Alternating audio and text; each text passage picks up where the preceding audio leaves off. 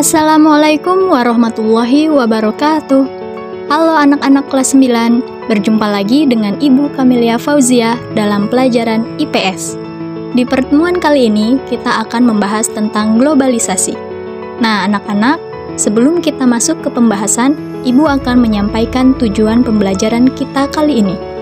Tujuan pembelajaran yang pertama, siswa mampu mengetahui pengertian globalisasi. Kedua, siswa mampu mengetahui contoh globalisasi dalam kehidupan sehari-hari. Dan yang ketiga, siswa mampu memahami dampak positif dan negatif dari globalisasi. Oke anak-anak, kita masuk di pembahasan yang pertama. Masih ada yang ingat apa sih globalisasi itu? Iya, betul.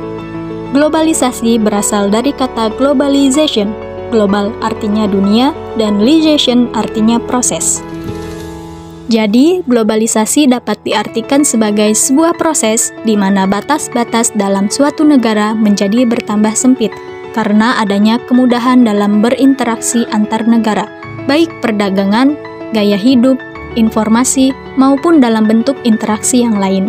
Nah, secara singkatnya, globalisasi juga dapat diartikan sebagai suatu proses di mana semua penduduk di dunia ini bisa saling terhubung, bertukar segala sesuatu tanpa terikat batas wilayah dan kebangsaan, atau sebuah proses mendunia.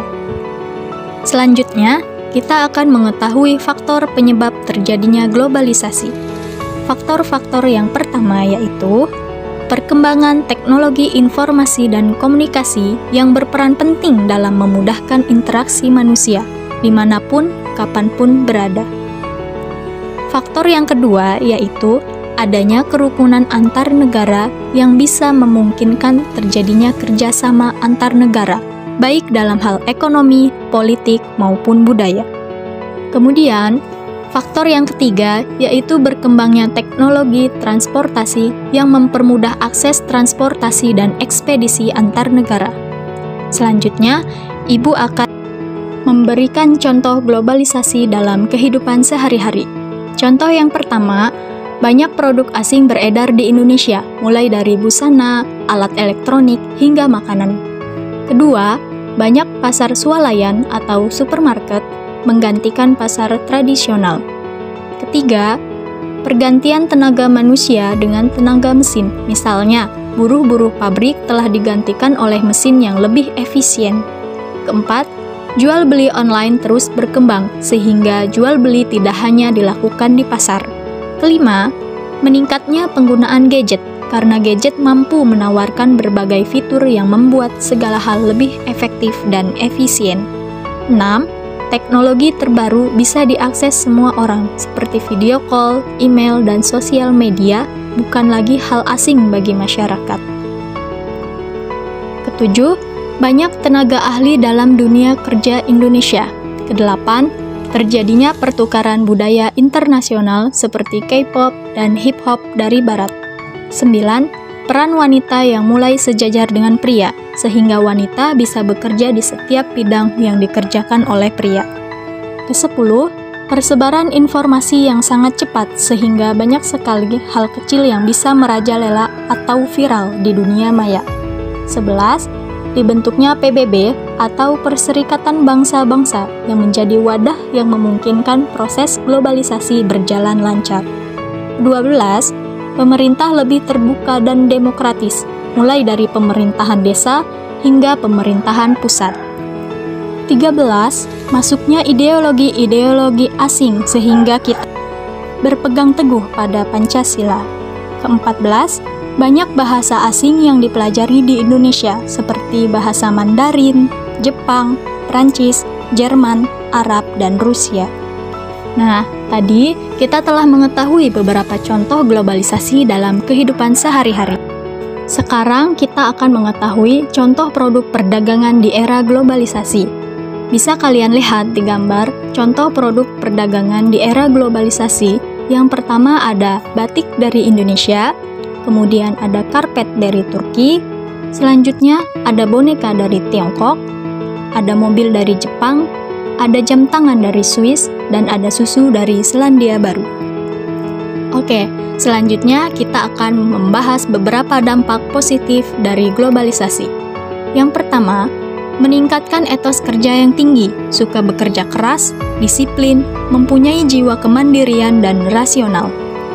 Yang kedua, menyebabkan kehidupan sosial ekonomi lebih produktif, efektif, dan efisien, sehingga membuat produksi dalam negeri mampu bersaing di pasar internasional.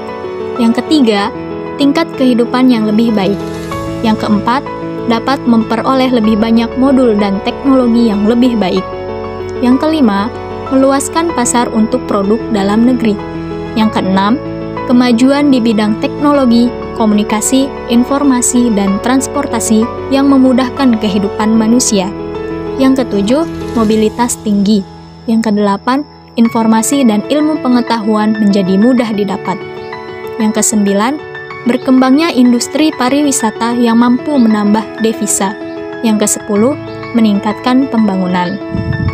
Nah, itu tadi merupakan dampak positif dari globalisasi. Selanjutnya, kita akan mengetahui beberapa dampak negatif dari globalisasi. Berikut penjelasannya. Dampak yang pertama yaitu masuknya nilai-nilai bangsa barat yang banyak ditiru oleh masyarakat.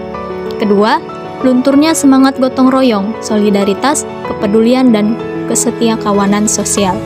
Yang ketiga, maraknya penyelundupan barang ke Indonesia. Yang keempat, kondisi industri dalam negeri sulit berkembang karena serangan perusahaan asing. Yang kelima, terjadi kerusakan lingkungan dan polusi limbah industri.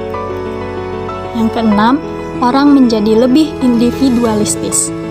Ketujuh, adanya sikap lebih mementingkan kehidupan duniawi dan mengabaikan nilai-nilai moral atau agama. Kedelapan, timbulnya sikap bergaya hidup mewah. Kesembilan, munculnya sikap konsumtif atau boros.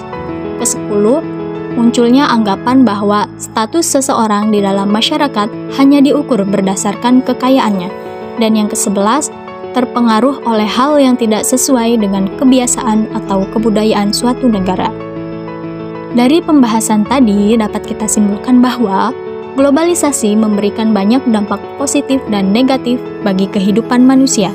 Sebagai manusia yang disiplin, kita harus memikirkan dampak globalisasi ke depannya untuk masa depan kita. Dan kita juga harus bisa memilah dampak yang harus dibuang dan dampak yang harus diambil dari globalisasi itu. Sekian untuk pembahasan materi kita hari ini.